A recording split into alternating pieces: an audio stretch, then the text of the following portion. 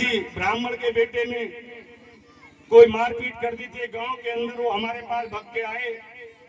एक बेटी थी, उसकी पैर वगैरह तोड़ दिए थे, कोई गांव में लड़ाई हो गई थी। उनने कही शर्मा जी वो परिवार आपके पास आया, आप तो ब्राह्मण हो, ब्राह्मण का साथ दो।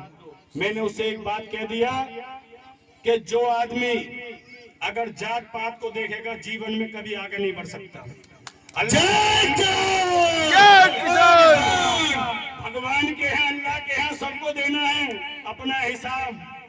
आज गलत पावर से किसी गरीब आदमी की अगर ये महिला की तुम आवाज को दबाने का कार्य करोगे तो ऊपर वाला आपको ऐसा दबाएगा कभी ऊपर नहीं पाओगे ऊपर।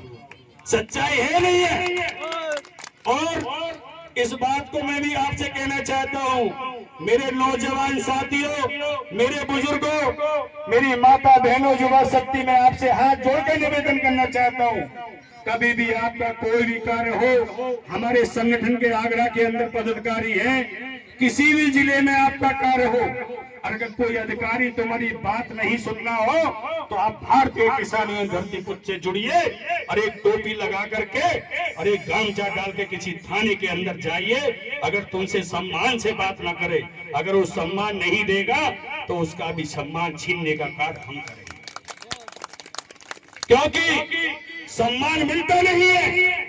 ये कलयुग है, सम्मान मिलता नहीं है, सम्मान छीना जाता है। पता है ना आपको, मैं अपने गांव के अंदर, मेरा गांव शिकारपुर विधानसभा पड़ती है, उसके अंदर हमारे 5-6 लोग रहते थे जो मोमन परिवार से थे। उनके पास में हम छोटे से बड़े पले हुए हैं।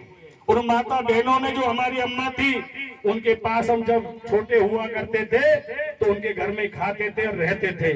आज समाज को क्या हो गया है, जो लोग बांटने का कार्य कर रहे हैं, तो आप समझ जाइए। इन बच्चों को ऐसा कुछ देके जाइए। मेरे बुजुर्गों, मेरे सीनियर सभी लोगों से मैं निवेदन है, इनको सब आप ये समझा के जाइए कि हम सब एक हैं।